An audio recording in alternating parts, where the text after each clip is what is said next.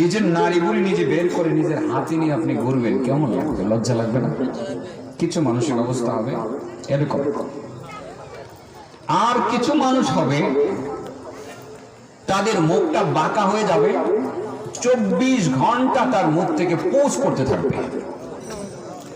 Pose নিয়ে যদি জাহান্নামেও ঘুরে, অন্যান্য জাহান্নামীরা বলবে, আরে বেটা আমরা তো পাপী, তোরা না জানি কত বড় পাপী আছিলেন, তোর দুর্গন্ধি তো থাকতে পারত।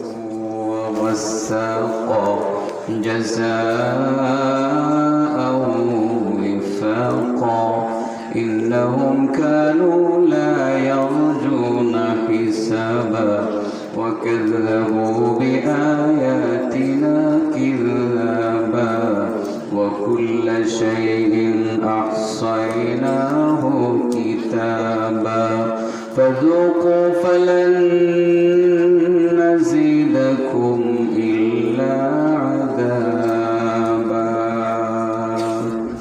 صدق الله العظيم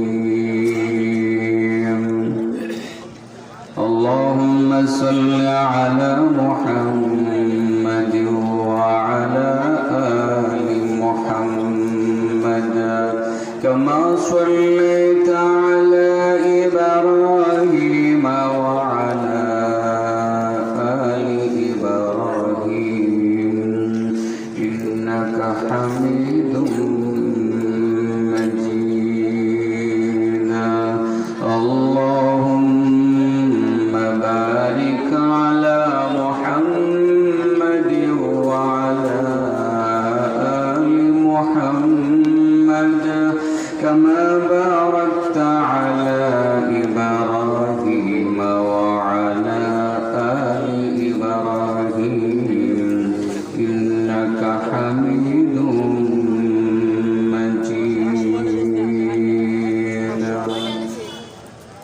কৃষ্ণপৌষ মধ্যপাড়া যুব সংঘের উদ্যোগে আয়োজিত 27তম বার্ষিকী তাফসীরুল কোরআন মাহফিলের অধ্যক্ষার সম্মানিত সভাপতি জনাব সালাউদ্দিন ভূঁইয়া মাহফুজ, আজকে মাহফিলের সহসভাপতি জনাব শফিকুল ইসলাম বকুল মাস্টার, মাহফিলের উদ্বোধক আপনাদের কৃষ্ণপুর ইউনিয়ন পরিষদের সুযোগ্য চেয়ারম্যান ইঞ্জিনিয়ার ইমদাদুল হক আকন্দ এবং উপস্থিত অন্যান্য অতিথিবৃন্দ, ওলামায়ে কেরাম, বিশেষ করে এতক্ষণ গুরুত্বপূর্ণ কথা বলছিলেন তরুণ ওয়াইজ আমার ভাই গুলজারি ভাই, দীর্ঘ সময় প্রায় 2 ঘন্টা সময় আপনাদের সমুদ্র কণ্ঠে আলোচনা করে শুনিয়েছেন। আজকে মাহফিলে উপস্থিত হযরত মাওলানা কালাম তাইয়্যিবী হাফিজাহুল্লাহ এবং কথা বলবেন হযরত মাওলানা মুশাইর আহমদ রশিদপুরী দামাত বারাকাতুহু সহ সামনে উপস্থিত আমার সম্মানিত মুরব্বিয়ান, প্রিয় যুবক বন্ধুরা, পর্দার আড়ালে আছেন পর্দাশীল মা ও বোনেরা। রাত্র অনেক হয়েছে, আমি ভেবেছিলাম যে আমি আরো আগে বসবো, কিন্তু আমি দেখতেছিলাম একজন তরুণ বক্তা খুব সুন্দর কথা বলছিলেন। আমি প্রায় ঘন্টা দেড়েক অপেক্ষমান ছিলাম, বসেছিলাম যে বলো, তারপরে তারা আমাকে নিয়ে এসছে এখানে বলার জন্য, তাদের অনুরোধেই এসছি। তা না হয়তো আরো অনেক পরে আসতাম। আপনাদের ভাগ্য অনেক ভালো যে আজকে অনেক বক্তা অপেক্ষমান, আমার পরেও আরো 2 জন কথা বলবেন, তবে হিতে বিপরীত হয়ে যাওয়ার যথেষ্ট আশঙ্কা আছে। আমরা সবাই যদি এরকম লম্বা কথা বলি, ফজরের নামাজ জামাতে পড়লে যে কি সওয়াব, ভাই গুলজারি সাহেব বলে গেছেন, তাই না? কি নেকির কথা বলে গেছেন। আর ঈশান নামাজ জামাতে পড়লে যে কি নেকি সেটা বলে গেছেন। আমরা যদি ঠিক এই ধারাবাহিকতা অব্যাহত রাখি, পুরা রাত বয়ানে চালিয়ে দিই, 95% শ্রোতাদের ফজরের জামাত ইভেন নামাজ ছুটে যাওয়ার যথেষ্ট আশঙ্কা আছে। আমি প্রথমেই মাহফিল কর্তৃপক্ষকে অনুরোধ করছি, এই মাহফিলটার রেস্ট টেনে ধরো। যুবক বন্ধুরা, রাত 11টা বাজে শেষ করে দাও আগামী বছর থেকে। মানুষের ঘুমেরও ডিস্টার্ব।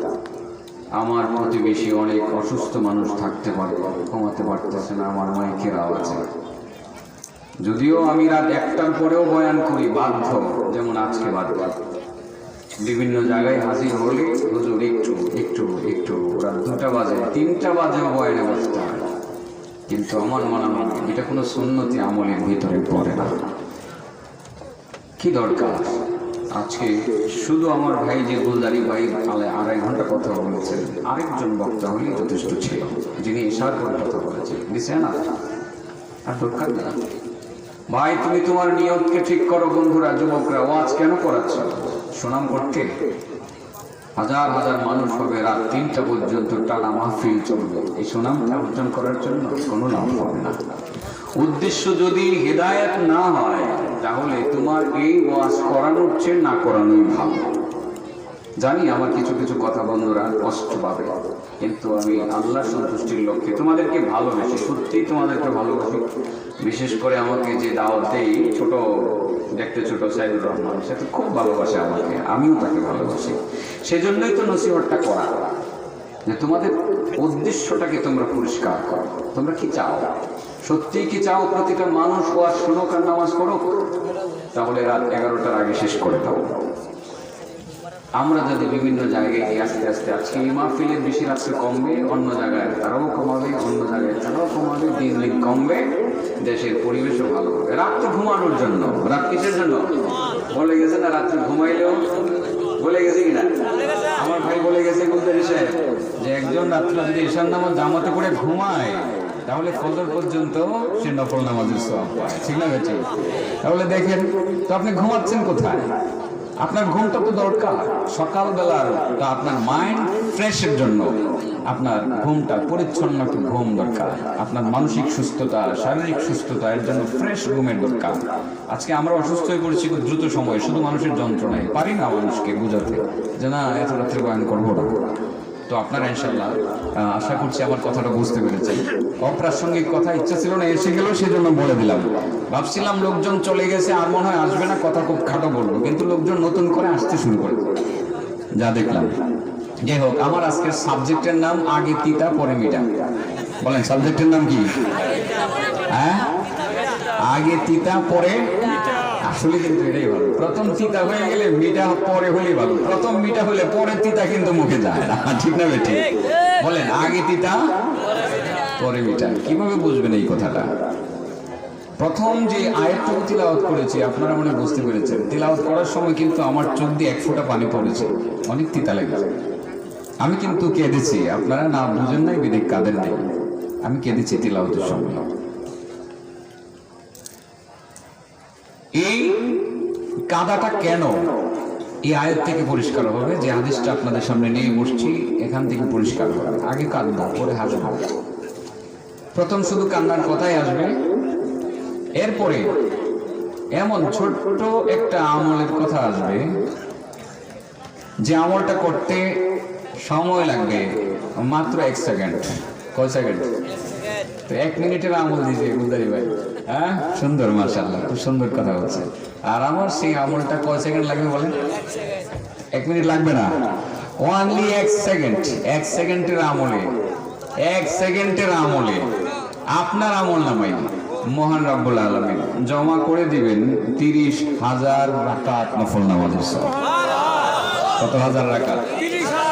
মানে আমি অনেক অবজারভেশনে ছিলাম যে গুলদারি ভাই কি বলতেছে, কোরআন খতমের সওয়াব, অনেক ইবাদতের সওয়াব, ইত্যাদি ইত্যাদি বলেছেন, কিন্তু রাকাতের সওয়াবের বিষয় কিন্তু উনি বলেননি।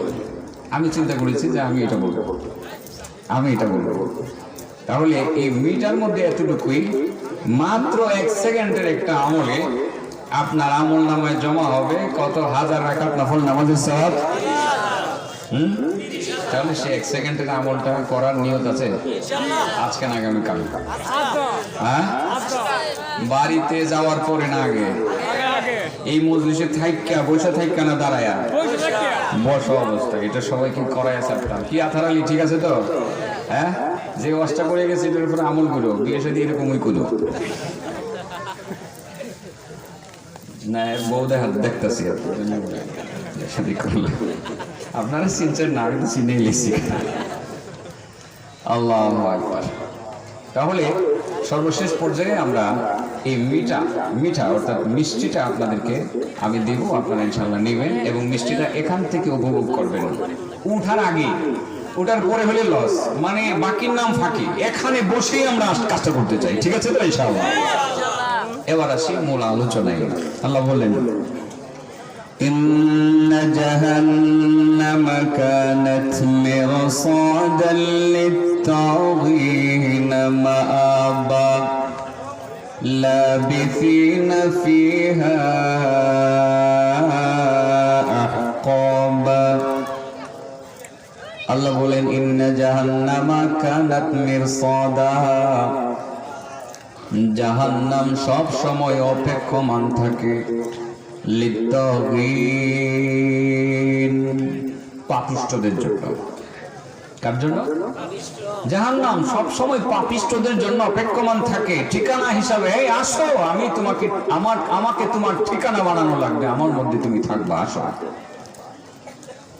জাহান্নাম ডাকে, আসো আসো, তাড়াতাড়ি আসো, তোমাদের জন্য আমি অপেক্ষমান, তোমাদেরকে বরণ করবো জাহান্নামে। জাহান্নামের ভিতরেও জাহান্নামীদের মধ্যেও অনেক ক্লাসিফিকেশন থাকবে। 1 নম্বর জাহান্নামী, 2 নম্বর জাহান্নামী, 3 নম্বর জাহান্নামী, 4 নম্বর জাহান্নামী, ক্লাসিফিকেশন থাকবে। জাহান্নামে যারা যাবে এর মধ্যে 4 শ্রেণীর মানুষ এরকম হবে যাদেরকে অন্য অন্য জাহান্নামীরাও ঘৃণা করবে। কিরে, দুজকে আসলাম, এরপরেও তোর জন্য শান্তি পাইলাম না। 4 শ্রেণীর মানুষকে জাহান্নামের অন্য অন্য জাহান্নামীরাও ঘৃণা করবে, যে দুজকে এসেও তোর জন্য শান্তি পাইলাম না। এর মধ্যে কিছু জাহান্নামী এমন হবে যাদের নিজেদের নারী বুড়িকে নিজেদের আঙ্গুলের নখ দিয়ে কেটে, পেট কেটে নিজের নারী বুড়ি নিজেরা বের করবে। বের করে নারী বুড়ি নিজের হাতে নিয়ে জাহান্নামের ভিতরে বিচরণ করবে, এখান থেকে দুর্গন্ধ বের হইতে আসবে থাকবে। কিছু মানুষ এরকম। বাবা বলেন তো কেমন লাগবে আপনার কাছে? আমি দেখেছি আমার এক ভাই, তার পায়খানার যে থলি, পেট কেটে একটা কাগজ লাগিয়ে দেওয়া হচ্ছে কিভাবে যেন পায়খানা করে ওটা জমা রাখে রাস্তাঘাটে, পরে একটা সময় একটু পরিষ্কার করতো। আমার ভাই বহুদিন আগে ক্যান্সারে মারা গেছে, তার এই চিত্রটা আমার চোখের সামনে ভাসে। সে এটা নিয়ে মানুষের সামনে যেত, সারাদিন গরমের দিনেও সে চাদর লাগাই রাখতো, কারণ এটা তো মানুষের সামনে দেখানো যাবে না, পায়খানা এটার ভিতরে এসে জমত। তো আপনি নিজের নারী বুড়ি নিজে বের করে নিজের হাতে নিয়ে আপনি ঘুরবেন, কেমন লাগবে? লজ্জা লাগবে না? কিছু মানুষের অবস্থা হবে এরকম। আর কিছু মানুষ হবে তাদের মুখটা বাঁকা হয়ে যাবে, 24 ঘন্টা তার মুখ থেকে পোজ করতে থাকবে। পোজ নিয়ে যদি জাহান্নামেও ঘুরে, অন্য অন্য জাহান্নামীরা বলবে, আরে বেটা আমরা তো পাপী, তোরা না জানি কত বড় পাপী আছিলেন, তোর দুর্গন্ধি তো থাকতে পারতেছে।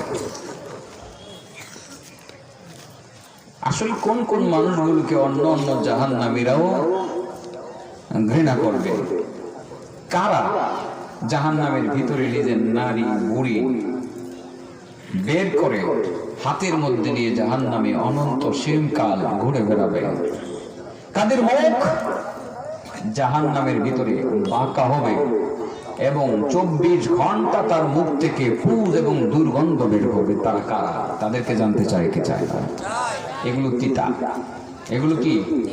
তিতা। আর মিঠা হলো 30,000 রাকাত নফল নামাজের সওয়াব।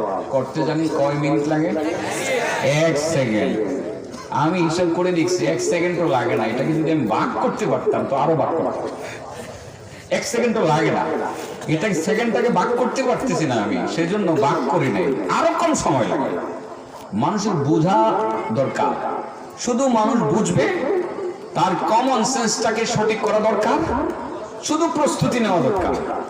আল্লাহ তো বান্দার প্রতি খুশি হইলে তিনি ক্ষমা করে দিতে চান। বান্দাকে 30,000 রাকাত কেন, আরো বেশি রাকাত নফল নামাজের সওয়াব দিতে চান। আল্লাহ দিতে চান, কিন্তু বান্দা নিতে চায় না। বান্দা এটার প্রতি আগ্রহ নাই, বান্দার আগ্রহ অন্যদিকে। আজকে আপনাদের আগ্রহ সৃষ্টি হবে ইনশাআল্লাহ। আজকে পারবেন? ইনশাআল্লাহ পারবেন। একটি হাদিসের মধ্যে এরকম আছে, আল্লাহ নবী রাসূল সাল্লাল্লাহু আলাইহি সাল্লাম বলেন, 4 শ্রেণীর মানুষকে অন্য অন্য জাহান্নামীরাও ঘৃণা করবে আর বলবে তবুর যন্ত্রণায় জাহান্নামেও থাকতে পারতেছে। কয় শ্রেণীর মানুষকে অন্য অন্য জাহান্নামীরাও ঘৃণা করবে? তারাও জাহান্নামী। যাদেরকে ঘৃণা করবে তারাও জাহান্নামী, এদের জন্য মূলত জান্নাত 24 ঘন্টা অপেক্ষমান, জাহান্নাম 24 ঘন্টা অপেক্ষমান থাকে যে আয় তোরা তাড়াতাড়ি আয়, আচ্ছা তাহলে তোদেরকে কঠিন কঠিন শাস্তি দিব, তোদের জন্য আমি অপেক্ষমান আছি। কয় শ্রেণীর? কোন 4 শ্রেণীর মানুষের জন্য জাহান্নাম আর হামেশা অপেক্ষা করে? তাদের নাম বলতাম, দয়া করে রাগ করবেন না তো। আল্লাহর কসম আপনাকে কষ্ট দেওয়ার জন্য কথাটা বলতেছি না। আল্লাহর কসম কোন ব্যক্তিকে মেনশন করে আমি কথা বলতেছি না। আল্লাহর কসম আমি মানুষের হেদায়েতের জন্যই বলতেছি। যে পাপগুলো আমরা করি আমাদের সমাজের চালক, আপনি হয়তো ভাবতে পারেন আমার পাপটা মনে হয় চেয়ারম্যান সাহেব বলেন, সেই জন্য হুজুর বলছে, এটা ভাবতে পারেন। যদি কাছে বসে তো কানে কানে না জানি কি বলছে, সম্ভবত আমাদের এই বিষয়টা চেয়ারম্যান সাহেব বলে দিয়েছে। অনেক জায়গায় এরকম হয়। আমি কিন্তু কেউ আমাকে কোনো কথা শিখিয়ে দেয় নাই, আমি ইচ্ছা করেই বলতেছি যে এই 4 শ্রেণীর মানুষের নাম আমি বলে দেব, যাদের জন্য 24 ঘন্টা জাহান্নাম অপেক্ষমান থাকে। ইন্না জাহান্নামা কানাত মিরসাদা, জাহান্নাম তাদের জন্য অপেক্ষমান থাকে, 24 ঘন্টা অপেক্ষমান থাকে। জাহান্নামের আগুন কি আরামের? আমার নবীর সেই জাহান্নাম, নবীর জবান থেকে জাহান্নামের আগুনের শাস্তির কথা আপনারা বহুবার শুনেছেন, আমিও আশপাশে অনেক জায়গায় বলেছি। জাহান্নামের আগুনের পাওয়ার, জিবরিল এসে বলছিলেন ইয়া রাসূলুল্লাহ, ইয়া হাবিবাল্লাহ, দুনিয়ার আগুন আর জাহান্নামের আগুনের অনেক পার্থক্য। জাহান্নামকে যদি একটি সুই দ্বারা মাত্র ছিদ্র করে দেওয়া হয়, সুইয়ের ছিদ্র দিয়ে যদি জাহান্নামের আগুনের হিট পৃথিবীতে এসে পৌঁছে, সারা পৃথিবীর সমস্ত গাছ ধ্বংস হয়ে যাবে, জ্বলে পুড়ে গাছপালা জ্বলে পুড়ে ছারখার হয়ে যাবে। ইভেন পাহাড়গুলো মোমের মতো গলতে গলতে সমুদ্রের তলদেশ পর্যন্ত পৌঁছে যাবে, সমুদ্রের পানিগুলো শুকিয়ে যাবে, মাছগুলো জ্বলে পুড়ে ছারখার হয়ে যাবে, তার হিটে আসমান ভেঙে চুরমার হয়ে দুনিয়াতে পড়ে যাবে।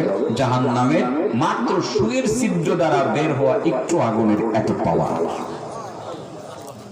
সে আগুন থেকে নিজেদেরকে রক্ষা করতে চায় কি চায় না? চাই, চাই তো। তাহলে আমি সে ব্যবস্থাটা করে দিব ইনশাআল্লাহ। করে দেব না? হ্যাঁ, সে আগুনে পানি ঢালার ব্যবস্থা করে দেব। ঢালবেন পানি ইনশাআল্লাহ, নিভে যাবে। সুবহানাল্লাহ বলেন। ঢালবেন, নিভে যাবে, দিয়ে যাবো। এটা নিবানোর ব্যবস্থা করে দিয়ে যাবো ইনশাআল্লাহ। আল্লাহ রাসূল বলেন, জিবরিল এসে নবীর কাছে বলেছিলেন, ইয়া রাসূলুল্লাহ, ইয়া হাবিবাল্লাহ, দুনিয়ার কয়েদখানা আছে, জেলখানা আছে, জেলখানার কয়েদিদের আলাদা পোশাক থাকে, থাকে কি থাকে না? ফাঁসির আসামির পোশাক একরকম থাকে, সাধারণ কয়েদিদের পোশাক একরকম থাকে। ওগো নবীজি, জাহান্নামী কয়েদিদের এক ধরনের আলাদা পোশাক হবে। একটি মাত্র পোশাক যদি জাহান্নাম থেকে বের করে এনে পুরাটা দুনিয়ার মাঝামাঝি আসমানে কোথাও টানিয়ে রাখা হয়, ওই পোশাকটির দুর্গন্ধে পৃথিবীর সমস্ত মানুষ সহ জীবজন্তু সহ সমস্ত কিছু মারা যাবে। সব মারা যাবে শুধু এই পোশাকটার দুর্গন্ধে।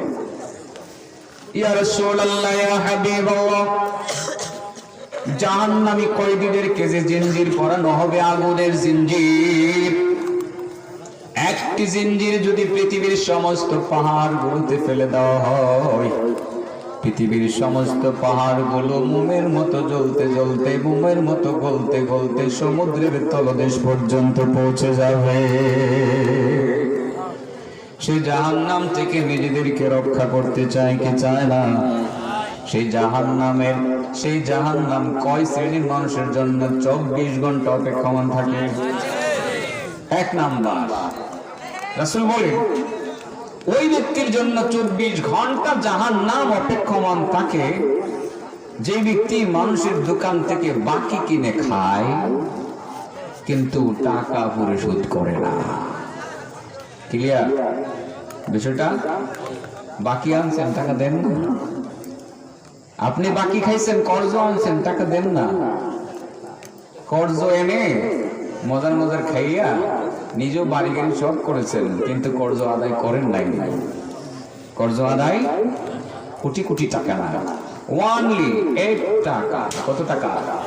এক টাকা, একটি টাকা যদি আপনার উপরে কেউ দাবি রাখে, আপনি যদি কারো কাছে ঋণী থাকেন, কেউ যদি আপনার কাছে পায় আর ইচ্ছাকৃতভাবে যদি সে পাওনা আপনি আদায় না করেন, আল্লাহ রাসূল বলেন যে তুমি শতবার যদি আল্লাহর রাস্তায় শহীদ হও, শহীদ হইলা, আবার জীবিত হলা, আবার শহীদ হলা, আবার জীবিত হলা, আবার শহীদ হলা, আবার জীবিত হলা, 100 বার পর্যন্ত যদি তুমি জীবিত হও আর তুমি শহীদ হও, ওয়ানলি একটি টাকা আদায় করো নাই, তুমি এই টাকাটার জন্য তুমি জান্নাতের ধারে কাছেও যেতে পারবে। কর্জ আদায় করবেন তো? কিছু দরকারি কথা বলতেছি, ওয়াজ হইতেছে না তো? আমি তো ভালো ওয়াজ জানি না, এটা আগের থেকে আমি বলছি যে আমি এরকমই কিছু আলগা আলগা কথা বলি, ভালো ওয়াজ জানি না। হাদিস একটা বলতাম, হাদিস একটা বলতাম, শুনবেন আপনারা? শুনবেন? একটা হাদিস বলবো, তবে আগে তিতা পরে মিঠা। জানি কি 30,000 রাকাত নফল নামাজের সওয়াব। আমলটা করতে সময় লাগবে কয় মিনিট? হ্যাঁ, 1 সেকেন্ড, আমি একটু জিরা। আল্লাহ বলেন ইন্না জাহান্নামা কানাত মিরসাদা, জাহান্নাম 24 ঘন্টা অপেক্ষমান থাকে লিত্তাগীন, পাপিষ্ঠদের জন্য। বিভিন্ন তাফসীর কারক বলেছেন 4 শ্রেণীর মানুষের জন্য জাহান্নাম 24 ঘন্টা অপেক্ষমান থাকে, বলতে থাকে তোমরা আসো, আমি তোমাদেরকে জাহান্নামে বরণ করব, তোমাদেরকে পুষ দিয়ে কাঁটাদার বৃক্ষের কাঁটাদার ফল দিয়ে তোমাদেরকে জাহান্নামে আমি বরণ করে দেব। তোমাদের শাস্তি শুরু হবে কঠিন শাস্তি, আমি তোমাদেরকে অনন্ত অসীমকাল শাস্তির মধ্যে ডুবাইয়া রাখবো। কয় শ্রেণীর মানুষের জন্য 24 ঘন্টা জাহান্নাম অপেক্ষমান থাকে? 1 নম্বর, যারা কর্জ আদায় করে না। টাকা নিয়েছে ঠিকই, 10 লক্ষ টাকা নিয়ে কোটিপতি, 10 লক্ষ টাকা না, 1 টাকার জন্য আপনার জান্নাতে যাওয়া বন্ধ। বলতাম হাদিসটা, এটাই তো শুরু করছিলাম। আগে তিতা পরে মিঠা, মনে আছে না? তিতা হইতেছে, মিঠা জানি কি? 1 সেকেন্ডের আমল। কত রাকাত নফল নামাজের সওয়াব? 30,000 রাকাত। বাবা, কয় রাকাত নামাজ পড়ি আমরা? পারি না, সময় পাই না নফল পড়ার। কিন্তু আজকে তো সেই নফল 30,000 রাকাত নফল নামাজের সওয়াব আপনি নিয়ে নেবেন। চারটিখানি কথা না তো? আসতেছে হাদিসটা বলি, একটি টাকার জন্য যে আপনি কিভাবে আটকে পড়বেন। মুহাম্মদ ইবনে আব্দুল্লাহ ইবনে জাহাশ রাদিয়াল্লাহু তাআলা আনহু থেকে বর্ণিত, তিনি বলেন কুন্না বিফিনাইল মসজিদ, ভালো করে বুঝেন, সহিহ হাদিস বলতেছি, কুন্না বিফিনাইল মসজিদ হাইসু তুদাউল জানাজা ওয়া নবী জালিসুন বাইনা আযহুরিনা, যে আমরা একদিন জানাজার মাঠে, মসজিদে নববীর আঙ্গিনায় জানাজার মাঠে আমরা হাজির ছিলাম। মসজিদে নববী, মসজিদুল হারামে কিন্তু আলাদা জানাজার রাখার জায়গা আছে, লাশ রাখার জায়গা আছে। মসজিদে নববীতেও কিন্তু লাশ রাখার জায়গা আছে। আমরা যারা পিছনে নামাজ পড়ি দেখি না লাশ কোথায়, কারণ লক্ষ লক্ষ মানুষ, বোঝা যায় না। আপনারা যারা অন্য সময় যাবেন, কোন জায়গায় লাশ রাখা হয় সেটা দেখতে পারবেন। ওই জায়গাটাতে মুহাম্মদ ইবনে আব্দুল্লাহ ইবনে জাহাজ বলেন আমরা ছিলাম, আর নবী আমাদের কাছেই ছিলেন। হঠাৎ করে আল্লাহ নবী রাসূল সাল্লাল্লাহু আলাইহি সাল্লাম আকাশের দিকে তাকাইলেন। ফারাফা রাসাহু ইলা সামা, আল্লাহ নবী হঠাৎ করে মাথা আকাশের দিকে উঠালেন। মাথা আকাশের দিকে উঠে আল্লাহ নবী বলেন, হায় রে, মা নাযালা মিনাত তাশদীদ, মা নাযালা মিনাত তাশদীদ, মা নাযালা মিনাত তাশদীদ। হায় রে, কি কঠিন আযাব নাজিল হচ্ছে, হায় কি কঠিন আযাব নাজিল হচ্ছে, হায় কি কঠিন আযাব নাজিল হচ্ছে। এমন আওয়াজে বলছিলেন, কেমন যেন সবাই আতঙ্কিত হচ্ছিল। মুহাম্মদ ইবনে আব্দুল্লাহ ইবনে জাহাজ বলেন যে নবীজির এই অবস্থা দেখে আমি নিজে আতঙ্কিত হয়ে গেলাম। নবীকে জিজ্ঞাসা করবো যে ইয়া রাসূলুল্লাহ, কি শাস্তি আসতেছে, কার জন্য আসতেছে, কোথা থেকে আসতেছে, এই যে কথাটা জিজ্ঞাসা করবো, এই সাহস হচ্ছিল না। অনেক সময় মানে পরিবেশ জনিত কারণে একজনকে জিজ্ঞাসা করো বড় মানে নিজের কাছে বিবেকে বাধে, যে এই মুহূর্তে নবীকে জিজ্ঞাসা করি কিভাবে। মুহাম্মদ ইবনে আব্দুল্লাহ ইবনে জাহাজ বলেন যে মসজিদে নববীর আঙ্গিনায় নবীজির এই অবস্থা দেখে আমিও চিন্তিত হয়ে পড়লাম। আমি যেমন কিছুই নবীকে জিজ্ঞাসা করতে পারতেছিলাম না, ঠিক আল্লাহ নবীর আরো অনেক সাহাবী সেখানে হাজির ছিলেন, কেউ নবীকে কিছুই বলতে পারতেছিলেন না। সবাই চিন্তা করতেছিলেন যে এই মুহূর্তে নবীকে জিজ্ঞাসা করি কিভাবে। নবীর মন খারাপ, চেহারা একেবারে লাল হয়ে গেছে, কেমন যেন ওই যে আপনার আনারের দানা আছেন, আনারের দানার মতো চেহারাটা হয়ে গেছে। আনারের দানার ভিতরে যেরকম রক্ত টকবক টকবক করে, ঠিক নবীর গালের মধ্যে ইহমাররাত ওয়াজহা, আল্লাহর নবীর চেহারা ওয়াজহু, আল্লাহ নবীর চেহারা লাল হয়ে গেল এরকম। মা নাযালা মিনাত তাশদীদ, মা নাযালা মিনাত তাশদীদ, মা নাযালা মিনাত তাশদীদ, কয়েকবার আল্লাহ নবী এই কথাটা বললেন যে কঠিন শাস্তি, হায় রে কি কঠিন শাস্তি, হায় রে কি কঠিন শাস্তি। মুহাম্মদ ইবনে আব্দুল্লাহ ইবনে জাহাজ বলেন বড় খারাপ লাগতেছিল নবীর অবস্থা দেখে, কিন্তু প্রশ্ন করব এই সাহস ছিল না। পরের দিন আস্তে আস্তে আস্তে আস্তে নিজে স্বাভাবিক হলাম, এবার মনে করলাম আল্লাহ নবীও স্বাভাবিক হয়েছেন। রাগ আসলে বা আতঙ্কের কিছু আসলে এটা তো সর্বসময় থাকে না, একটা সময় তো শেষ হয়, শেষ হয় না, শেষ হয়।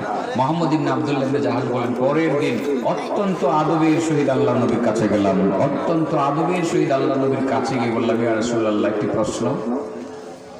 প্রশ্ন করা যায়? কোনো অসুবিধা নেই তো?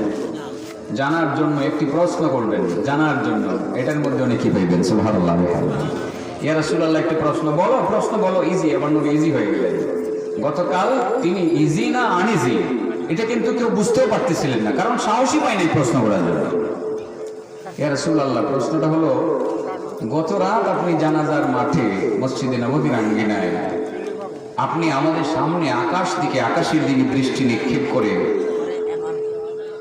অত্যন্ত জোরে সুরে বলছিলেন, মা নাযালা মিনাত তাশদীদ, মা নাযালা মিনাত তাশদীদ, মা নাযালা মিনাত তাশদীদ। হায় কি কঠিন আযাব নাযিল হইতেছে, হায় কি কঠিন আযাব নাযিল হইতেছে, হায় কি কঠিন আযাব নাযিল হইতেছে, তিনবার বলছিলেন। ইয়া রাসূলুল্লাহ তখন যে আপনাকে প্রশ্ন করব যে আপনি কেন বলছেন, কার জন্য আযাব নাযিল হইতেছে, কোথায় থেকে আযাব আসতেছে, কিভাবে আসতেছে, আপনি হয়তো দেখতেছিলেন। ইয়া রাসূলুল্লাহ সাহস হচ্ছিল না আপনাকে প্রশ্ন করা। ইয়া রাসূলুল্লাহ কেন একটু বলবেন? নবী বলেন, মুহাম্মদ তুমি গতকাল যদি প্রশ্ন করতে, গতকালই তোমারে আমি উত্তর দিতাম। আমি মূলত উত্তর দেওয়ার জন্য প্রস্তুত ছিলাম, তোমরা কেউ আমাকে প্রশ্ন করো নাই, সেই জন্য আমি তোমাদের সেই কথাটা ভালোভাবে বুঝিয়ে বলতে পারি নাই। কালকেও যদি জিজ্ঞাসা করতে, কালকেও তোমাদেরকে আমি বলে দিতে পারতাম। কালকেও যদি বিষয়টা তোমরা কেউ জানতে চাইতে আমি সুরাহা করে দিতে পারতাম। আজকে প্রশ্ন করেছো জন্য ও আমার বন্ধু, ও আমার সাহাবী, আমি দেখতেছিলাম আসমান থেকে কঠিন আযাব নাযিল হইতেছে, কঠিন আযাব নাযিল হইতেছে তাদের জন্য যারা মানুষের কাছ থেকে কর্জ নেই, কর্জ আদায় করে না। আমি ডাইরেক্ট নিজের চোখে কেমন যেন দেখতেছিলাম তাদের জন্য আযাব নাযিল হইতেছে, আযাব নাযিল হইতেছে। ও বন্ধুরা মনে রাখবা, তোমাদের কেউ যদি আল্লাহর রাস্তায় শহীদ হয়ে যাও, আবার জীবিত হও, আবার যদি শহীদ হও, আবার যদি তোমাদের কেউ আল্লাহর রাস্তায় শহীদ হও, আবার জীবিত হও, তোমাদের কারো জিম্মায় যদি মাত্র 1টি টাকা কর্জ থাকে, সেই কর্জটা যদি তুমি আদায় না করে থাকো, মনে রাখবা এই 1টি টাকা ঋণী হওয়ার কারণে তুমি জান্নাতে যেতে পারবে না। রাসূল বলেন, যারা ইচ্ছাকৃতভাবে কর্জ আদায় করে না তারা তো জান্নাতে যেতে পারবেই না, বরং জাহান্নাম তার জন্য অপেক্ষমান থাকে। আসো আসো আসো, তোমার আচ্ছা তাহলে শাস্তি করব, অনন্ত শিরকাল জাহান্নামে তোমাকে বরণ করে তোমাকে শাস্তি দিতেই থাকবো, দিতেই থাকবো। বন্ধুরা সিদ্ধান্ত নেন তো কর্জ আদায় করবেন কিনা। একটা বংশম খাইছিলেন, মন নাই, বংশম আতার কি জানি ব্যানসন বংশম কইছে, ইচ্ছে কিন্তু বংশম, আসলে বংশম আমার গ্রামের ভাষায় বংশম মানে এটার কোনো লাভ নাই, অযথা এটা বংশম, এটা বংশম করছ অযথা, এটার কোনো মূল্য নাই। এই আসলে সিগারেটটার কোনো লাভ নাই, এটা শুধু ক্ষতি আর ক্ষতি, ঠিক না? লাভ আছে, এই জন্য আমি এটা বংশম করি। আর এটাও কিন্তু শিখছি একজনের কাছ থেকে, আমি নিজে বানাইতেছি, এটা খাইরুলের কাছ থেকে শিখছিলাম। খাইরুল ভাই বলে কিনা যে খাইরুলের ভাই যে এনামুল হাসান কামুল বলে এনামুল হাসান কি এর একটা ছোট ভাই আছে দেখতে আধা পাগল আর কি, এমন খাই। তো এ আমার না শুনে আমি একটা দোকানে বসে রয়েছি, এই গেছে এই যে দোকানে মালিককে দাদা দাদা আমাকে একটা বংশ আমি কি করলো ব্যাংশন চাইছে কি কেমন বংশ আমি চিন্তা করলাম হের মুখ দিয়ে তো এটা বাইরেছে হের মুখ দিয়ে যেটা বাইরেছে বংশ আসলে এটা বংশ আসলে এটা বংশ এটা যে বংশ এটা তো যাই পেতাম অনেক সময় পাগলের মুখ থেকে অনেক কিছু বাইরে যায়। আর একটা কথা বলি, তত্ত্বাবধায়ক সরকারের আমলে হাসান মাসুদ চৌধুরী এসছে, ভালো করে বুঝছেন কিন্তু হাসান মাসুদ চৌধুরী উনি কিন্তু প্রথম তত্ত্বাবধায়ক সরকারের উপদেষ্টা ছিলেন, পরে আবার উনি দুদকের চেয়ারম্যান ছিলেন। নরসিংদী আসছে আমারই আপনার ডিসি সাহেব ডাউন হুজুর দুর্নীতির উপরে আপনি 2 মিনিটের একটা বক্তব্য দেবেন আলেমদের পক্ষ থেকে। অনেক আলেম আমার বসা, আমি উপরে উঠছি বক্তব্য দেওয়ার জন্য। বক্তব্যটা দিয়া আমি বাসে আমার কাজ আছে আমি চলে যাবো। আমি বেরিয়ে গেছি, বেরিয়ে যাওয়ার পর আমার পিছনে পিছনে কামালউদ্দিন জাফর সাহেব বেরিয়েছে। কমলা কি সুন্দর একটা বক্তব্য হলো বলছে, উনি আমাকে খুব মানে প্রশংসা করলেন। বের হওয়ার পরেই দেখি একজন খাটো মহিলা, বুড়া, বয়স 70-75 হবে, 80, বুড়া একদম বুড়ি বুড়ি। এই মহিলাটা রাস্তাঘাটে ঘুরে কথাবার্তা বলে, পাগল আর কি। আমার কয় হুজুর, হুজুর না কি কয়, এই হুজুর। আমি বললাম কি ও এনে বলে দুজকের চেয়ারম্যান আছে। আমি তো ঠিক আছে, মহিলার মুখ দিয়ে বাড়িছে দুজক, আসলে দুজক, কারণ দুদক যারে ধরছে দুনিয়াটা হের দুজক, ঠিক না? ঠিক। গাড়ি ফেলাই দিছে পানি, কোটি কোটি টাকা রাস্তায় ফেলাই দিয়া তারপরে যান বাঁচাইতে পারবো। তো যার কোটি কোটি টাকা অন্যায় ভাবে কামাই করছে দুদকের কারণে এই দুনিয়াটাই তার দুজক হয়ে গেছে, ঠিক না? ঠিক। মহিলার মুখ দিয়ে বাড়িছে পাগলের মধ্যে দুজক। আমি চিন্তা করলাম ঠিকই তো বুঝে, আমি বললাম হ্যাঁ আইসে আইসে, মানে সে তো দুদক বলতে পারে না, সে বলতেছে দুজক। আমিও কিছু দুজক। পাগলের মুখ দিয়ে বাইরেছে, কথা ঠিকই বেরিয়েছে। খাইরুলের মুখ দিয়ে বাড়িছে বংশং, কি বাড়িছে বংশং। একটা বংশং খাইছিলেন, টাকা দিচ্ছেন না, আটকা পড়বে। আর এটাকে বংশং কেন কই, আসলে কি এটা লাভ আছে? শরীরের স্বাস্থ্য বাড়ে না ক্ষতি হয়? ঠিক কত বড় ক্ষতি, কত ক্ষতি আমি এমন পুষছিলাম ওইটার কথা 2-3 বছর আগে। এটার যে কত বড় ক্ষতি, 1 নম্বর ক্ষতি স্বাস্থ্যের, লাঞ্চে প্রবলেম সৃষ্টি হয়। করোনা যারে ধরছে, আর যদি ভালো সিগারেট খোরে করোনা ধরতে পারছে, আরে স্বাস্থ্য না লয়ে গেছে। কারণ এই জায়গার জন্মে রয়েছে আগের থেকে, করোনায় টাচ করছে, একেবারে কাহিল বানাইলেছে, শ্বাসকষ্ট, আইসিইউ সিসিইউ সবকিছুতে থেকে আল্লাহর ইশারায় চলে গেছে। আল্লাহর ইশারায় যায়, আসলে এটা করোনার কোনো ক্ষমতা নাই, এটা একটা ওসিলা মাত্র। এটা হলো শারীরিক লস। আরেকটি লস আছে পারিবারিক লস। আজকে না জানি কোন সংসারে আগুন জ্বলে, আল্লাহ জানে, ভাই আমার মাফ করে দিয়ে কোন সংসারে জানি জ্বলে। এটা হলো সংসারের মধ্যে শান্তি থাকে না। সিগারেট খাইয়া ঘরে গিয়ে ঘুমাইলে দুইজনের মিল কমতায়, দুইজন দুই খাটে থাকে, গন্ধ। এটা একটা পারিবারিক লস। আরেকটা পারিবারিক লস হলো, বলবো না, চেয়ারম্যান সাহেব শুনলে জানবেন, ওনাদের সাথে একজন চেয়ারম্যান মারা গেছে। এই চেয়ারম্যান সাহেব আমার খুব ক্লোজ, তার বাবাও আমার খুব মহব্বতের লোক ছিলেন। ওনার দুষ্টা বলতেছেন, ওনারা বুঝে নাই। বয়স তার ছেলের 10। আমি বসে রয়েছি একটা দোকানে, ওই দোকানটাতে। সকালবেলা সে সিগারেট নিতে আসছে বেনসন। কেন? আমি বললাম তুমি সিগারেট নিতে আসলে আমাকে? হুজুর আব্বা বাড়াইছে। হ্যাঁ, চিন্তা করলাম, সে তো সিগারেটটা আরেক বছর পরে ধরবে, 1 বছর পরে সিগারেট ধরবে, সেই আগামী 1 বছর পরে এরপরই আবার ধরবে, গাঁজা খাবে, তাকে ফেরাতে পারবে না, কারণ তার বাবা তো সিগারেট খাওয়া শিখেছে। সে কিন্তু আস্তে আস্তে তার প্রমোশন হবে, একটা পর্যায়ে সে যত নেশা আছে সব খাবে। ছেলেটা নেশা খায়, আমি দেখি চেহারা সব নষ্ট হয়ে গেছে। চেয়ারম্যান সাহেব মারা গেছে, সিগারেটটা উনি বুঝতে পারেন যে ওনার ছেলে মেয়েদের এই ক্ষতিটা হয়ে যাবে। এটা আরেকটা পারিবারিক লস। মাইন্ড করতেছেন না তো কেউ? একটু চিন্তা করেন। 1 প্যাকেট বেনসনের দাম 250 টাকার কম না, জানি না কত টাকা, 270 টাকা 1 প্যাকেট বেনসনের দাম। 2 কেজি আপেল নিয়ে বাড়িতে যেতে পারবে, ঠিক না? ঠিক। 2 কেজি আপেল আপনি খাবেন, ছেলে খাবে, মেয়ে খাবে, স্ত্রী খাবে, মা খাবে, ভাই খাবে, বোন খাবে, প্রত্যেকেই খাবে। এই আপেল খাইলে শরীরে শক্তি সঞ্চারিত হবে, রোগ প্রতিরোধ ক্ষমতা বাড়বে। আপনার রোগ প্রতিরোধ ক্ষমতা বাড়লে করোনা আপনার কাছে কম আসবে, ঠিক না? ঠিক। এটাতে লাভ না। কেউ 2 প্যাকেট বেনসন দৈনিক খায়, খায় কি খায় না? এগুলো বলতেছি ব্যক্তিগত লস। আরেকটা লস আছে ইবাদতের লস। সিগারেট খাইলেন, মুখে দুর্গন্ধ, মসজিদে গেলেন, রহমতের ফেরেশতা, মসজিদও আপনার কাছে আসবে না, ঘরেও আসবে না, বাইরেও আসবে না, সবসময় দূরে থাকবে। বুঝাইতে পারছি? এর দ্বারা মসজিদের মুসল্লিদের কষ্ট হবে, তাদের নামাজে কষ্ট হবে। আপনি কবিরা গোনা করলেন, লস কিনা? সেটার নাম যে বংশম, ঠিক আছে তো? ঠিক আছে। আরেকটা লস আছে, সব লস বললাম না, যদিও তার তিনটা লাভ আছে, এটা আমি বলি না, আমার ড্রাইভারে বলে। কয়টা লাভ কইছিলাম এখন আমার মনে 2-3 বছর আগে, আবার খুব কাম। কয়টা লাভ আছে? তাহলে তো মনে খাইবেন আপনারা, লাভ যেহেতু আছে খাইবেন। যদি মনে করেন লাভ আছে তো খাইবেন।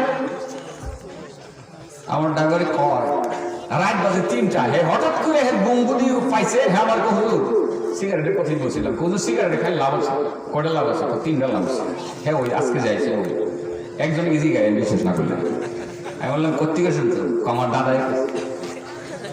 দাদাই কিছু সিগারেট খেলে কয়টা লাভ? 3টা লাভ। আমি বললাম 1 নম্বর লাভ কয়? হুজুর 1 নম্বর লাভ, সিগারেট খাইলে কুত্তাই কামড়ে না, মশাই কামড়ে না। 2 নম্বর কুত্তাই কামড়ে না। 3 নম্বর ঘরে সুর ঢুকে না। আমি বললাম এটা তাফসীর কর, ব্যাখ্যা করো। হুজুর তাফসীরটা হলো সিগারেট খায়া নাকে মুখে হমানে ধুমা চাললে মশা কাছে থাকলে জায়গা। আর 2 নম্বর কুত্তায় কামড়ানোর অর্থ হলো সিগারেট যে খায় খুব অল্প সময়ে গুজা হয়ে যাবে, কাশতে গুজা হয়ে যাবে। আর গুজা হয়ে গেলে পরে লাঠি ছাড়া হাঁটতে পারবে না। লাঠি হাতে থাকলে কুত্তা কাছায় না। যেরকম কালকে রাত্রে বুঝছি আমরা গাড়ি অনেক দূরে থেকে হাঁটতেছি, একজনে হুজুর রাস্তার মধ্যে কুত্তায় দেবো। আমি তাড়াতাড়ি লাড়ি একটা রাস্তার মধ্যে গাছের ডালা ভেঙে হেলেছি, আমরা লাড়ি আগে এসে ওই কুত্তা হাসিটেছি। গত রাত্রে ঘটনা, এই টাইম না প্রায় 12:30 1টার দিকে রাখি ঘটনা ঘটছে। হুজুর সিগারেট খাইলে বুঝা হয়ে যান লাগে, লাঠি হাতে নেওয়া লাগে কম বয়সে, কুত্তার কাছে লাভ আছে না? হ্যাঁ। 3 নম্বর লাভ, হুজুর ঘরে সুর ঢুকে না। কেমন? হুজুর সারা রাত তো সিগারেট খেলে কাশন লাগে, সারা রাত সিগারেট খেলে কাশন লাগে। সারা রাত কাশলে সুরে মনে করে ঘরে লোক সজা কার সুর টুর করে লাভ আছে নি? খাইবেন না ছাড়বেন বাবা। কারো প্রতি দুশ্মনী রেখে বলি নাই তো। এটা আপনার অর্থনৈতিক ক্ষতি, শারীরিক ক্ষতি, পারিবারিক ক্ষতি, আখিরাতের ক্ষতি, আপনার শুধু ক্ষতি। এই জন্য এটার নাম বংশম। এই আপনি কৃষ্ণপুর বাজারে গিয়া 10 টাকা দিয়া, আরো বহু আগে, এখন তো 13 টাকা হয়ে গেছে, 60 টাকা দিয়ে একটা বংশম কিনছিলেন, কিনা যে খাই আইছেন কৃষ্ণপুর সাইরা, এখন আর হে বাজারে যান। এখন কিছুদিন আপনি সালাকসোর যান, সালাকসোরও আরেকজনের থেকে কিছু খাইছে, এখন পরে আর এদিকে যান না, ঘুরে গেলে আপনি বীরগাঁও যান, এরপরে কিছুদিন কটিয়া দিয়ে যান, এইভাবে বাকি খাইছেন খালি সারা জীবন। হ্যাঁ বাইটা আমাকে লাগে না জি 22 বছর যাবত এদিকে আছি ভাই, আমি বলে সব চিনি, ঠিক কনসেপ্ট চিনি না গারে। মোটামুটি এই এলাকার রাস্তাঘাট চেয়ারম্যান সব দূর চিনি, আমি একটু বেশি, কারণ অনেক সীমার ভিতরে দেখি আমার রস করুন লাগে, ঠিক না? ঠিক। হ্যাঁ, তবে যেহেতু কথা কুছে হলো তো চেয়ারম্যান সাহেবের পক্ষে কইলাম না, বিপক্ষে কটুক কইতাম নেই। রাস্তাঘাট এদিক থেকে হেদিন জানি এখন কইমা ফেলে গেছিলাম, গাড়ি নিয়ে যাবে করবো নাই, মনে যাতে আজকে বলছি না ঠিকঠাক মতো। হ্যাঁ আলহামদুলিল্লাহ, যদি সঠিক নেতৃত্বের উপরে অটল থাকেন, কমিটমেন্ট যদি সঠিক থাকে, সত্যিকার পোস্টারের মধ্যে লেখা থাকে না, চেয়ারম্যান মেম্বারও লেখে জনদরদি গরিবের বন্ধু। সত্যিকার, আসলে তো গরিবের বন্ধু স্লোগান হয়ে গেছে, সত্যিকার গরিবের বন্ধু যদি হয় তাইলে উনি আমাদের নেতা হতে কোনো আপত্তি নাই, দুনিয়াতে ওনার দাম আছে, আল্লাহ হাসরের দিনে আরশের নিচে ছায়া দিবেন, ঠিক আছে? ঠিক। আর যদি গরিবের বন্ধু না হয়, তেলের মাথায় তেল দাহে, তাইলে কিন্তু কবরে কঠিন আদম, ঠিক না? ঠিক।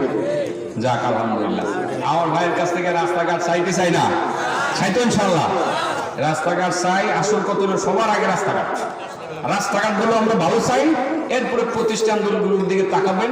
আর ওনার বক্তব্য থেকে আলহামদুলিল্লাহ বুঝতে পারছি তো ওনার একটা আবেগ কিন্তু কাজ করে, বক্তব্য থেকে ফুটে উঠেছে একটা আবেগ ওনার ভিতরে কাজ করতেছে, নেতৃত্বের একটা গুণ আছে বলে মনে হইতেছে আমার কাছে। তো আল্লাহ যদি দিনের জন্য আর দিনের পক্ষে যেভাবে বলছেন ইসলামের পক্ষে থাকবেন, সত্যি যদি আমার ভাই এটা দিলের গভীর থেকে বলে থাকেন, তাহলে অবশ্যই এটা প্রশংসার দাবি রাখে। আমরা চাই যে আমার ভাই এই ইসলামিক কাজগুলো আবারও নতুন করে নতুন উদ্যমে চালু করুক, আল্লাহ তারা কবুল করুক, সবাই বলেন আমিন। আমি করতে গেছিলাম বংশম। হ্যাঁ, কয় শ্রেণীর মানুষের জন্য জাহান্নাম 24 ঘন্টা অপেক্ষমান থাকে?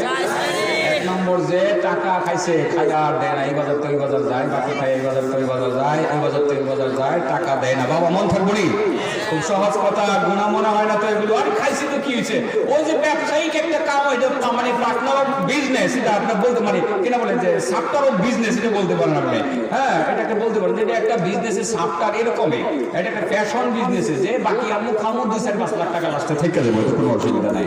না বাবা, মাফ আনতে হবে। কি করতে হবে? হয়তো দিতে হবে, তা না হয় মাফ আনতে হবে। নাইলে একটি টাকার জন্য আল্লাহ আপনাকে ধরবেন, এটার জন্য জাহান্নামে যেতে হবে, অনন্ত শিবকাল জাহান্নামে জ্বলতে হবে।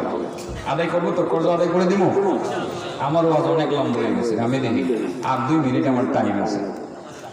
হ্যাঁ, নির্দিষ্ট টাইম 2 মিনিট, তো আমি ইনশাল্লাহ আরো 10 মিনিট সময় দিব, কারণ 12টার পরে আমার ইচ্ছা ছিল না কথা বলার আর কি।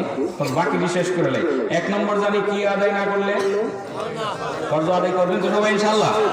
আজকে খেয়াল করবেন, জীবনে কে টাকা পাইব। টাকা যদি দিতে না পারেন, অন্ততপক্ষে তার বাড়িতে হাজির হয়ে গিয়ে বলবেন, ভাই তোমার কাছ থেকে আমি খাইছিলাম, ভাই আমি যদি বেঁচে থাকি, আল্লাহ তৌফিক দিলে অবশ্যই ইনশাল্লাহ আদায় করবো। আর যদি ভাই না পারি, আল্লাহর হস্তে তুমি আমার ক্ষমা করে দেবে, একটু মাপ চাইতে পারবেন তো ইনশাল্লাহ। 2 নম্বর মামুলি ব্যাপার, আমরা গুরুত্ব দেই না। রাসূল বলেন, জাহান্নাম অপেক্ষমান ওই ব্যক্তির জন্য যে ব্যক্তি প্রস্রাব করে পবিত্রতা অর্জনের জন্য পানি ব্যবহার করে না। বুঝতে পারছি? প্রস্রাব করে কি ব্যবহার করে না বন্ধুরা? হ্যাঁ, দাঁড়িয়ে প্রস্রাব করছো তো? দাঁড়িয়ে। হ্যাঁ, টিস্যু নাই, কাপড়ে প্রস্রাব, তোমার প্যান্টে প্রস্রাব, শরীরের বিভিন্ন অংশে প্রস্রাব। তোমার এই প্রস্রাবের কারণে তোমার কবরে স্পেশাল আযাব হবে। আল্লাহ নবী রাসূল সাল্লাল্লাহু আলাইহি সাল্লামের একটি হাদিস বলি, মাররা রাসূলুল্লাহ সাল্লাল্লাহু আলাইহি সাল্লাম বিকবরাইন। নবীজি 2টি কবরের পাশ দিয়ে যাচ্ছিলেন। কয়টি কবর? এখানে একটা, ওখানে একটা। যাওয়ার সময় আল্লাহ নবী রাসূল সাল্লাল্লাহু আলাইহি সাল্লাম দেখেন ফাই আযাবান, 2টা কবরের মধ্যে আযাব হচ্ছে। কি হচ্ছে? আযাব হচ্ছে। রাসূল করিম সাল্লাল্লাহু আলাইহি সাল্লাম এখানে দাঁড়িয়ে গেলেন। দাঁড়িয়ে আল্লাহ নবীর পাশে একটা গাছ ছিল, গাছের একটা ডালা টান দিলেন। ডালা টান দিয়ে 2টা কবরের মধ্যে 2টা ডালা গেঁথে দিলেন। কি করলেন? গেঁথে দিলেন। সাহাবায়ে কেরাম বললেন, ইয়া রাসূলুল্লাহ, কি ব্যাপার? এমন তো দেখি নাই, এমন তো দেখি না, এটা কেন করলেন? রাসূল বলেন, তোমরা বুঝতেছো না তো আমি বুঝতেছি, তোমরা দেখতেছো না আমি দেখতেছি। কারণ আল্লাহ নবী যা দেখেন তাকে আমরা দেখি। হ্যাঁ, আল্লাহ নবী যা বুঝতেন তাকে আমরা বুঝি। আল্লাহু আকবার। ওনার বুঝ অনেক উদ্দাঙ্গের বুঝ, যে বুঝগুলো নিজ থেকে না আল্লাহ ওনাকে দিতেন। আল্লাহ ওনাকে প্রায় সবকিছু জানিয়ে দিতেন, অনেক কিছু জানিয়ে দিতেন। আল্লাহ জানাইলে পরে তিনি জেনে যাইতেন। আমরা কিন্তু ওনার সাথে নিজেদেরকে তুলনা দিলে চলবে না, কখনো চলবে না। রাসূল করিম সাল্লাল্লাহু আলাইহি সাল্লাম বলেন, আমি তো দেখতেছি 2টা কবরে আযাব হচ্ছে, এই জন্য 2টি ডালা 2টি কবরের মধ্যে গেঁথে দিলাম।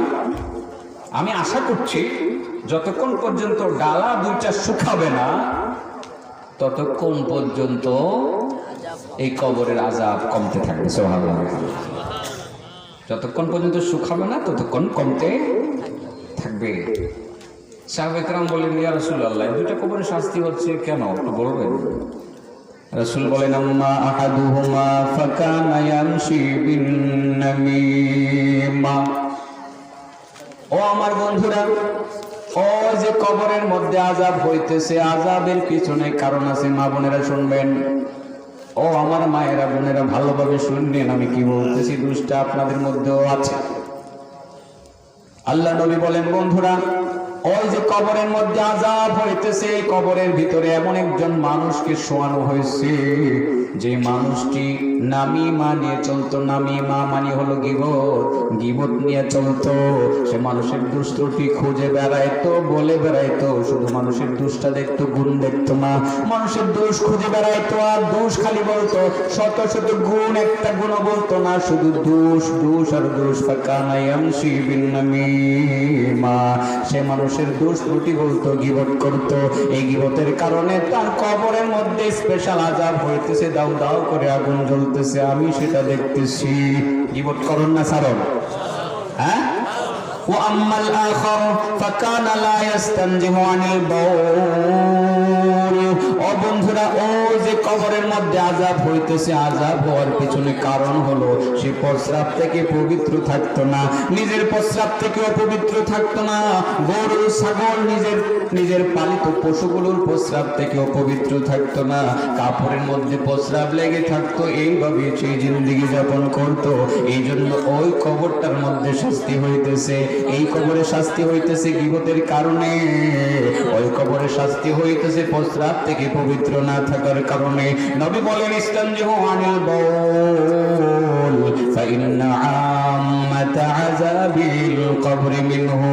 ও আমার সাহাবারা, বন্ধুরা, উম্মতেরা, প্রস্রাব থেকে পবিত্র থাকো, প্রস্রাব থেকে পবিত্র থাকো। প্রস্রাব থেকে পবিত্র না থাকলে কিন্তু কবরের অধিকাংশ আযাব শুধু এই জন্যই হবে। কবরের আযাবের এখানে দুটি কারণ, একটা হলো গীবত করা। গীবত করে কিনা মহিলাদের মধ্যে একটু বেশি। স্বামী ঘরে এলে জানো কি করছে তোমার মা, আমার মান সম্মান সব নষ্ট করছে, ঠিক আছে না? সব শাশুড়ি সব দোষ করছে। দুনিয়াতে শাশুড়ি বহুত এরকম আছে, গড়াইলে ভূতের কাছে প্রস্তুত করে রাখো।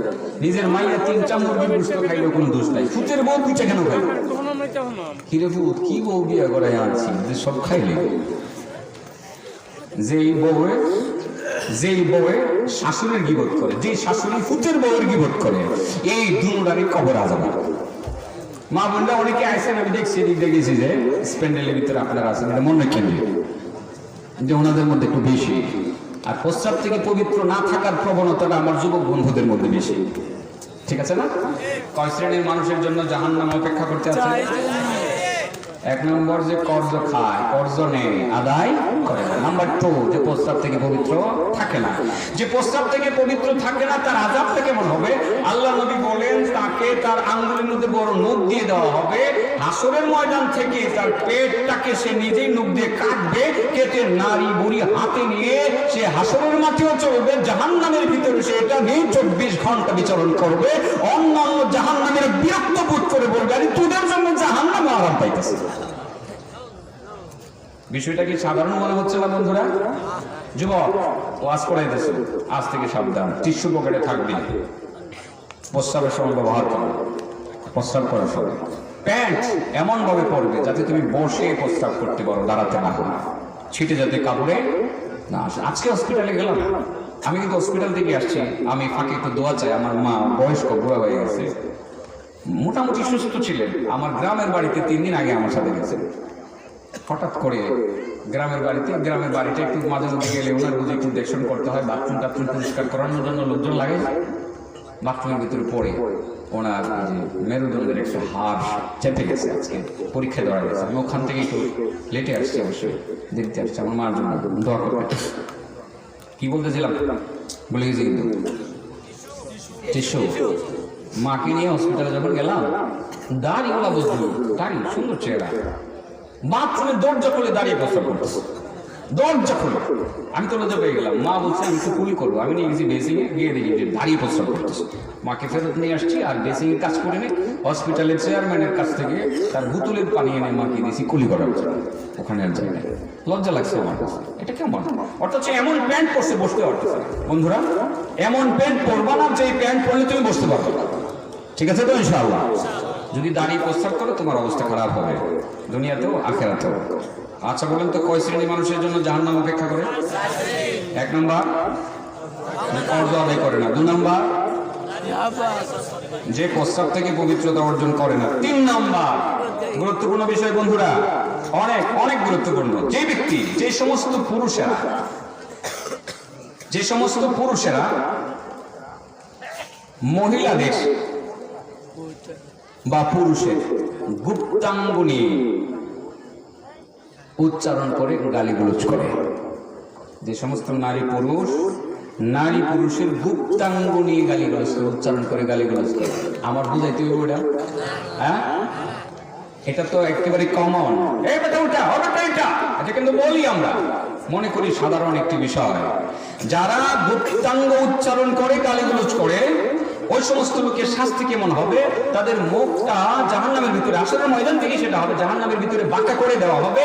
24 ঘন্টা তার মধ্যে পুজ করতে থাকবে, এবং সে পুজ নিয়ে সে দৌড়াইতে থাকবে, এবং 24 ঘন্টা দুর্গন্ধ বের হয়ে আসবে। তাহলে গুপ্তাঙ্গ উচ্চারণ করে অশ্লীল গালিগুলো, যেই কথা অশ্লীল গালিগুলো যেটাকে বলে, এই 4টা পাপ যারা করবে 24 ঘন্টা জাহান্নাম তাদের জন্য অপেক্ষা করতে থাকবে। ইন্না জাহান্নামা কানাত মিরসাদাল লিত-তাগিনা মাআবা লাবিথিনা ফিহা আহকাবা। আল্লাহ বলেন জাহান্নাম কিছু মানুষের জন্য অপেক্ষা করে, মিরসাদা লিত-তাগিনা পাপিষ্ঠদের জন্য ঠিকানা বানানোর অর্থে যে জাহান্নাম অপেক্ষা করে। তাফসীর কারক বলেন 4 কিসিমের মানুষের জন্য 24 ঘন্টা জাহান্নাম অপেক্ষা করতে হচ্ছে।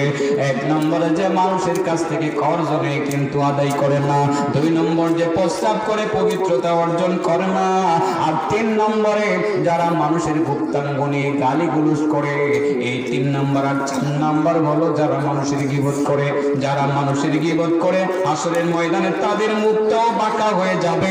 বাঁকা অবস্থায় তার মধ্যেও সব সময় পুজ বের হবে, সে এক ধরনের আওয়াজ করবে, একটা আওয়াজ করবে, 24 ঘন্টা আওয়াজ করতে থাকবে। এই শাস্তিটা তার বিরুদ্ধে অনন্ত শীতকাল চলবে, একটা সেকেন্ডের জন্য থামবে না। তাহলে 4 নম্বর যে গীবত করে, গীবত জাহান্নাম তার জন্য অপেক্ষা করতে থাকে। পড়া গেল, কেটে গেল না ব্যাখ্যা আজকাল দিলাম। সম্ভবত আবার পরে যিনি কথা বলবেন ইরানি লোকজনের আনাগুনা দেখে বুঝতে নিয়ে এসে গেছে।